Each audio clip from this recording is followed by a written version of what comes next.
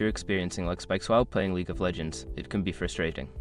Follow these steps to help identify and resolve the issue. Step 1. Check your internet connection. Ensure that your internet connection is stable. Run a speed test to check your download and upload speeds. If the speeds are lower than expected, try resetting your router or contacting your internet service provider. Step 2. Close background applications. Close any unnecessary applications running in the background that may be using bandwidth or system resources.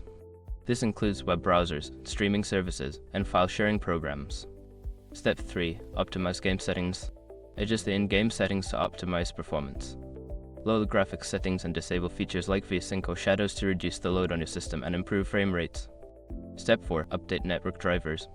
Make sure your network drivers are up to date. Visit the manufacturer's website for your network adapter and download the latest drivers. This can improve connectivity and reduce lag. Step 5. Use a wired connection. If you're currently using Wi-Fi, consider switching to a wired Ethernet connection. This can provide a more stable and faster internet connection, reducing the likelihood of lag spikes during gameplay. By following these steps, you should be able to reduce or eliminate lag spikes in League of Legends. Enjoy your gaming experience.